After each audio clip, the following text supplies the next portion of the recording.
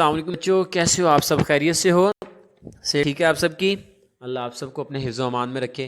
اچھا بچوں، کل جو ہے وہ ہم نے استنبول جو ہے جو ہماری نثر ہے اس کا تھوڑا تعارف پڑھا تھا، اور استنبول کے بارے میں تھوڑا میں نے آپ کو تاریخی پس منظر اس کا بتایا تھا، ٹھیک ہے، اور مصنف کا تھوڑا تعارف پڑے گا۔ آج جو ہے وہ ہم جہاں سے ہم نے کل اپنا لیکچر ختم کیا تھا جہاں پر، وہیں سے ہم شروع کرتے ہیں، ٹھیک ہے۔ جب مسلمانوں نے قسطنطنیہ کو فتح کیا تو یہاں کے لوگ دور نکل گئے، کیونکہ 1000 سال سے کوششیں ہو رہی تھی اسے فتح کرنے کی، لیکن فتح نہیں ہو رہا تھا۔ تو یہاں کے لوگوں کے ذہن میں ایک بات بیٹھ گئی تھی کہ ہم جو نا اوپر والا ہمارے ساتھ ہے۔ تو جب سلطان محمد فاتح جو ہے وہ قسطنطنیہ یعنی کہ پرانا نام ہے استنبول کا، ٹھیک ہے، جب وہاں داخل ہوا تو ان کا خیال تھا کہ وہاں کے رہنے والوں کا کہ جب بھی کوئی شخص یا جب کوئی فاتحین یہاں پہ آئیں گے تو آسمان سے ایک فرشتہ اترے گا اور ان کو واپس دھکیل دے گا، اور ان کو واپس جو ہے وہ دھکیل دے گا۔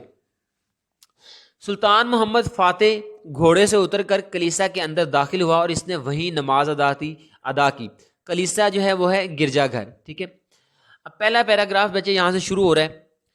مسلمانوں نے اس میں بہت سی تعمیرات کا اضافہ کیا، یعنی کہ جو مسلمانوں نے جب قسطنطنیہ کو فتح کیا تو یہ نہیں ہے کہ مسلمانوں نے اس علاقے کو فتح کیا اور وہاں کی ہر چیز کو جو ہے وہ نیست و نابود کر دیا، ایسا معاملہ قطعاً نہیں ہے۔ تاریخ اگر آپ اٹھا کے دیکھیں تو مسلمانوں نے جن جن علاقوں پہ حکومت کی ہے، جہاں پہ مسلمان آئے ہیں، ٹھیک ہے، انہوں نے نہ صرف جو غیر مسلم لوگ ہیں ان کے حقوق کا خیال رکھا ہے، بلکہ وہاں پہ جو مسلمانوں نے فنی تعمیر و ترقی کی ہے وہ بے مثال کی ہے، ٹھیک ہے۔ تو یہ پہلا پیراگراف جو ہے وہ ہمارا یہاں شروع ہو رہا ہے۔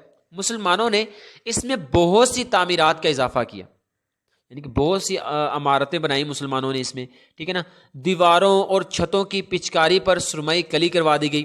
اب یہ کلیسا کا بتا رہے ہیں، اس گرجا گھر کا، یہ گرجا گھر آج بھی موجود ہے، ٹھیک ہے۔ جو سیاح جاتے ہیں وہ دیکھتے ہیں، آپ جا کے دیکھیں تو اب بھی آپ کو وہ ویسے ہی صاف ستھرا ملے گا اور اسی طرح کھڑا ہوا ہے وہ اسی شان و شوکت سے۔ دیواروں اور چھتوں کی پچکاری پر، پچکاری ہوتا ہے نقش نگاری، بیل بوٹے بنے ہوتے ہیں نا، اس کو بولتے ہیں، ٹھیک ہے۔ سرمئی کلی کروا دی گئی۔ کلی ہوتا ہے رنگ چڑھانا، کلی ہوتا ہے رنگ چڑھانا، سرمئی جو ہوتا ہے وہ آپ کو پتا ہے رنگ کو کہا جاتا ہے سرمئی، سرمے جیسا جو رنگ ہوتا ہے۔ جن دیواروں پر بت بنے ہوئے تھے انہیں منہدم کروا کے نئی دیوار بنا دی گئی۔ منہدم ہوتا ہے گرانا، ٹھیک ہے۔ سلطان محمد نے ایک بلند مینار تعمیر کروایا، یعنی کہ پھر اس نے کیا کیا کہ وہاں پہ ایک بلند مینار بنوایا وہاں پہ۔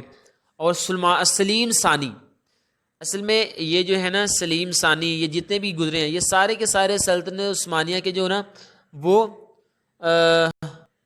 اولو العزم جو ہیں وہ سارے فرما روا گزرے ہیں یہ، ٹھیک ہے، یعنی کہ بعد شہزادے رہے ہیں یہ اس کے۔ سلیم ثانی نے شمال کی جانب دوسرا مینار بنوایا۔ مراد ثالث، یہ بھی جو ہے شہزادے ہیں سلطنت عثمانیہ میں سے، یہ بھی مراد ثالث نے باقی 2 مینار اور مرمت کا سارا کام مکمل کروایا، یعنی کہ وہ جو کلیسا ہے یہ اس کے بارے میں بتا رہے ہیں، ٹھیک ہے۔ اس نے صدر دروازے کے پاس اندر کی طرف، صدر دروازہ مرکزی دروازہ، ٹھیک ہے، صدر دروازے کے پاس اندر کی طرف سنگ جراحت کی 2 بڑی بڑی نالیاں بنوائی۔ سنگ جراحت جو ہے پھٹکری کو کہا جاتا ہے، سنگ جراحت سفید رنگ کا پتھر یعنی کہ پھٹکری، ٹھیک ہے۔ 2 بڑی بڑی نالیاں بنوائی اس نے، ٹھیک ہے، پانی کے نکاسی کے لیے۔ یہاں تک جو ہے بیٹا آپ کا پیراگراف ہے یہ، ٹھیک ہے۔ اصل میں اس پیراگراف میں یہ بتایا گیا ہے کہ مسلمانوں نے جب وہاں پہ قبضہ، مسلمانوں نے وہاں فاتحین کی صورت میں مسلمان وہاں داخل ہوئے تو مسلمانوں نے وہاں کی چیزوں کو نیست و نابود نہیں کیا، ٹھیک ہے نا، جیسے کہ غیر مسلم کرتے ہیں۔ آپ ہندوستان میں دیکھ لیں، بابری مسجد جو ہے، پھر مسجد اقصیٰ جو ہے، ساری صورتحال آپ کے سامنے، لیکن مسلمانوں نے ایسا قطعاً کبھی نہیں کیا، بلکہ مسلمانوں نے غیر مسلم کے حقوق اور ان کی عبادت گاہوں کا مکمل تحفظ کیا، ٹھیک ہے۔ اچھا جی، اور اس کے علاوہ جو ہے بہت سی فنی تعمیراتی کام جو ہے مسلمانوں نے کروائے ہیں، جیسا کہ اس پیراگراف میں بھی دکھایا گیا ہے اور بتایا بھی گیا ہے۔ آپ اگر اس کو تھوڑے سے غور سے پڑھیں، دلچسپی سے پڑھیں، آپ کو ایسا لگا جیسے واقعی آپ ترکی میں گھوم رہے ہیں اور ایک ایک چیز کو مصنف اس طرح بیان کر رہا ہے جیسے وہ آپ کی نظروں کے سامنے ہے، بالکل ایک منظر کھینچ کے آپ کے سامنے بیان کر رہا ہے، ٹھیک ہے۔ اور 2 بڑے چبوترے تعمیر کروائے۔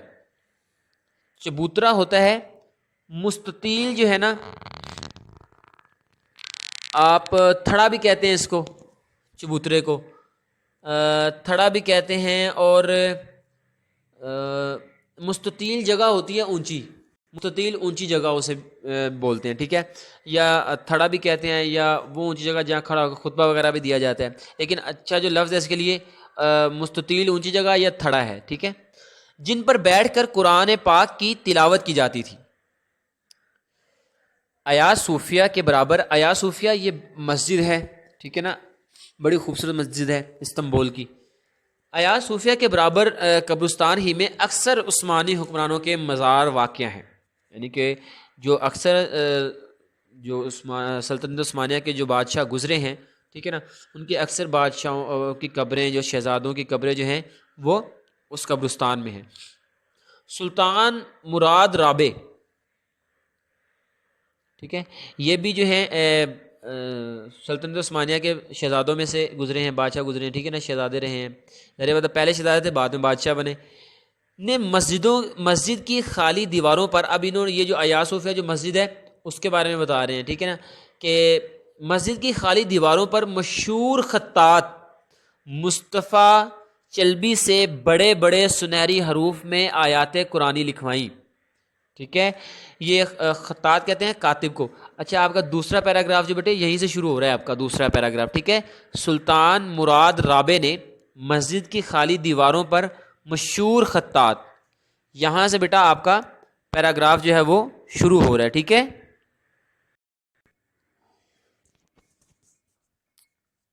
محمود اول نے سن 1754 میں وسیع چھت کا سلطانی راستہ اور ایک خوبصورت فوارہ، ایک مدرسہ اور شمال میں ایک وسیع دارالطعام بنایا۔ دارالطعام ہوتا ہے کھانے کی جگہ، وسیع ہوتا ہے کھلا کشادہ، ٹھیک ہے۔ نیز مسجد میں ایک بیش قیمت کتب خانہ قائم کیا، بیش قیمت بہت قیمتی کتب خانہ، لائبریری۔ سلطان عبد المجید کے عہد میں مسجد کے جن حصوں کے منہدم ہونے کا خطرہ پیدا ہو گیا تھا ان کی مرمت کروائی گئی، ٹھیک ہے، عہد ہوتا ہے زمانہ۔ مشہور خطاط مصطفیٰ عزت آفندی کی لکھی ہوئی 8 گول لوہے کہتے ہیں تختیاں، ٹھیک ہے، بھی اسی عہد میں نصب کی گئی۔ نصب ہوتا ہے لگانا۔ یہاں تک بیٹا آپ کا یہ پیراگراف تھا، ٹھیک ہے۔ اس پیراگراف میں دیکھیں آپ کو جو ہے وہی تعمیر کا بتایا جا رہا ہے، یعنی آیا صوفیہ میں جو مسلمان حکمرانوں نے جو کام کروایا اس کے بارے میں بتایا جا رہا ہے، ٹھیک ہے۔ اور خطاط کے بارے میں جو یہاں چیز بتائی گئی آپ حیران ہوں گے کہ ایسے ایسے خطاط گزرے ہیں جو سلطنت عثمانیہ میں،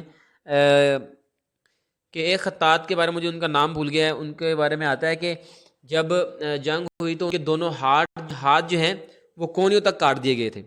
جب ان کے ہاتھ کونیوں تک کاٹ دیے گئے تو تاریخ میں آتا ہے کہ اس کے باوجود بھی اس نے لکھنا نہیں چھوڑا، اور وہ اپنی جو کونی ہے نا ان کونیوں سے قلم باندھ کے لکھا کرتا تھا، اور اتنا بہترین لکھا کرتا تھا کہ اس کی جو پہلے والی ہاتھ سے لکھی گئی تحریریں ہیں اور بعد میں جو اس نے کونی سے لکھی ہیں، اپنے کونی سے قلم باندھ کے لکھی ہیں، ٹھیک ہے نا، ان دونوں تحریروں میں آپ فرق نہیں کر سکتے، اتنا بہترین خطاط تھا وہ، ٹھیک ہے نا، انسان کی عقل دنگ رہ جاتی ہے۔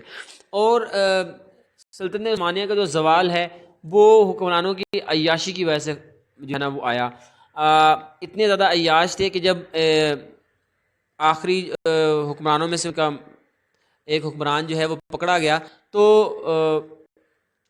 وہ اتنا عیاش تھا کہ جب وہ پکڑا گیا تو اس کو مارنے کے لیے نہ تو کسی تلوار کا استعمال کیا گیا، نہ کسی خنجر کا، نہ کسی چھری کا، بلکہ صرف اور صرف کہا گیا کہ اس کی جو زندگی ہے وہ اتنی نفاست میں گزری ہے، اتنی نفاست میں گزری ہے کہ اگر آپ اس کے سامنے کسی بھنگن کو گزار دیں گے نا تو یہ مر جائے گا. اور تاریخ میں یہ واقعہ آپ کو پڑھنے کو مل جائے گا کہ واقعی جب اسے پکڑا گیا اور اس کے سامنے سے ایک گندی بھنگن کو گزارا گیا تو وہ اس بھنگن کو دیکھ کے اس کی جو جسم سے جو بدبو اٹھ رہی تھی اس کو دیکھ کے مر گیا. وہ اس بھنگن کو دیکھنے سے اس کی موت ہو گئی. یعنی کہ آپ اس کی طبیعت کا اس کی نفاست کا اندازہ لگائیں کہ اس نے اپنی زندگی کتنی عیاشی میں گزاری ہوگی. تو مسلمانوں کی جو عیاشی ہے اس کی وجہ سے جو ہے نا وہ زوال آیا. اور یہ انگریزوں کا ایک باقاعدہ ایک ہتھیار ہے کہ مسلمانوں کو عیاشی کی چیزیں فراہم کرنا. ٹھیک ہے، جیسا کہ آپ کو پتہ ہے کہ سلطنت عثمانیہ میں ہی ایک سلطان گزرے، سلطان بایزید یلدرم. سلطان بایزید یلدرم یہ جو تھا، ان کے بارے میں تاریخ میں آتا ہے کہ یہ اتنا بہادر تھا اور کہ اس کے تاریخ جو ہے وہ حیران رہ جاتی ہے اس شخص کی جو بہادری کے واقعات پڑھ کے. یہاں تک کہ اس نے جس جنگ میں جایا کرتا تھا وہاں سے پہلے ہی یہ ثابت ہو جاتا کہ بس جی سلطان بایزید یلدرم آ گیا ہے تو جیت نہیں سکتا کوئی. تو اس کے ساتھ کیا ہوا کہ چنگیزوں نے آخری مارکا جو اس کا ہوا انگورا میں، جو اب موجودہ جس کو انکرا کہا جاتا ہے ترکی کا کیپٹل، اس کا پرانا نام ہے انگورا. وہاں پہ اس کا آخری مارکا ہوا چنگیزوں کے. تو اس کو جو ہے نا شراب کی لت ڈال دی انہوں نے. اس کو شہزادی تھی یہ سرویالا کی، ٹھیک ہے نا، ہاں میرا خیال ہے یہی علاقے کا نام تھا، سرویاکی یا پتہ نہیں سرویالی، اس طرح وہاں کی شہزادی تھی. اس نے جو ہے نا اس کو شراب کی عادت ڈالی اور شراب پی پی کے اس کا جو دماغ جو نا خراب کیا. اور وہ آخری مارکا جو انگورا کا تھا وہ یہ ہار گیا. اور انگریز جو تاریخ دان ہیں وہ یہ کہتے ہیں، اور بلکہ جتنے بھی آپ تاریخ کی جو حقیقی کتابیں ان کو پڑھیں تو آپ پہ یہ بات واضح ہو جائے گی کہ تاریخ یہ کہتی ہے کہ اگر یہ جو آخری مارکا تھا انگورا کا، سلطان بایزید یلدرم یہ آخری مارکا نہ ہارتا تو پورے یورپ میں ایک بھی عیسائی نہ ہوتا. آج پورا یورپ جو ہے نا وہ عالم اسلام کا گڑھ ہوتا. ٹھیک ہے، بس ہماری جو ہے نا اللہ ہم پہ رحم کرے، ہمیں جو ہے نا یہی چیز جو ہے نا لے ڈوبی ہے، ہماری عیاشی ہے. ٹھیک ہے، چلیں اپنا گھر والوں کا، اپنے گرد و نواح کا، سب کا خیال رکھیے گا. اللہ حافظ.